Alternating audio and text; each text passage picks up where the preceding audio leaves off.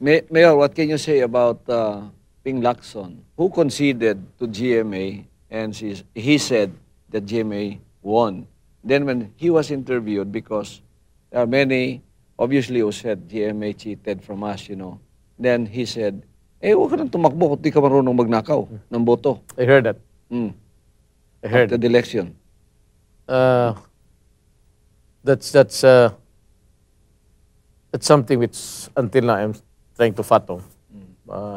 Why he made that statement and the sudden, maybe at that time siguro wala sang narinig na ganon. I said, but it's equivocal. It is subject to so many interpretations depending on where you are at this time. Kasi yun, Mayor, if you were the ones that was wiretap, kung sinabi ni Madam sa iyo na makakuha ba ako ng 30,000 votes dyan, and he was talking to you, mag-double meaning na yun if you are the enemy, di ba? I talked to practically to all the candidates. Fernando po. I saw him twice dito sa Davao. Talked to him. And pati hindi kami nakita but mutual friends. Sabi ko sa kanila, I'm sorry I could not support you guys because I have made my commitments at this time. Pero what I can assure you, sabi ko is, and I give you my word of honor, your votes will be yours and it will be counted correctly here. So nanalo lang 1,000 plus. Kung magdaya ako, bakit 1,000?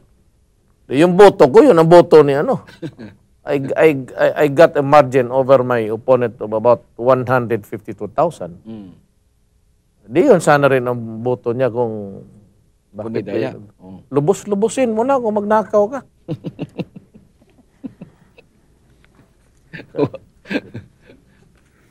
Bakit 1,000 lang? Pastor, our viewers have joined our discussion tonight, and there's a text message here. Question. Mayor, Nori, before you read that, I have one question for Mayor, because we've been talking about the national issues. No? Now, there is a question here, Mayor, about your decree to stop illegal gambling in Davao City up to the present. How has the campaign come up so far, especially last two? Well, we have stopped the organized gambling. In the sense that itong malalaki na may financiers. But they want more. The Davaoians want the tong-its. And itong neighborhood loto-loto. I only have about 1,400 policemen in this city. I cannot, because every other house is a sponsor of loto. The neighborhood, every 4 house, mayroong, naku, bakit tong-its? Sabi ko, yung lola ko namatay doon sa mesa nagsigit tong-its. How can I stop tong-its? Every house, i-raid mo yan dito na impossible. But for the last two and the wedding, I really suggest it's high time to legalize. Alam mo bakit?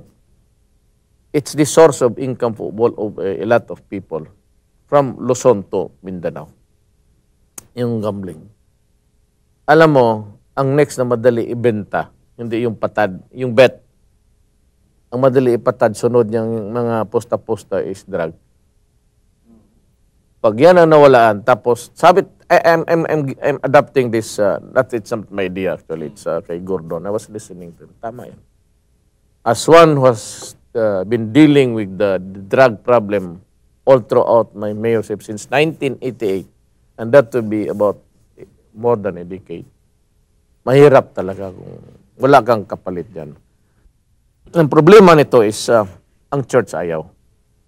And they have categorically stated so. So, yan ang inano ngayon. Because ito demokrasya pressure group eh. And one of the most powerful pressure group dito, naglalaro, is yung power play is really the Catholic Church. So, siguro, paghati-hatian na natin yung limos dyan kada linggo. Huwag na kayo munang Ako ay for the legalization of betting. Tama na yung may casino, for those really the filthy rich. Then you have the sabong, which is his tradition na yan eh. Parang munisipyo na rin yan sa mga ulol, linggo-linggo. Tapos we have you can maybe legalize Lotto, Lasto, and yung tong-its, hayaan mo na yan. Sabi ko nga, lula ko, araw-araw ginagawa yun. Namatay yun, naglalaro ng tong-its. Hindi ko ma-hinto-hinto.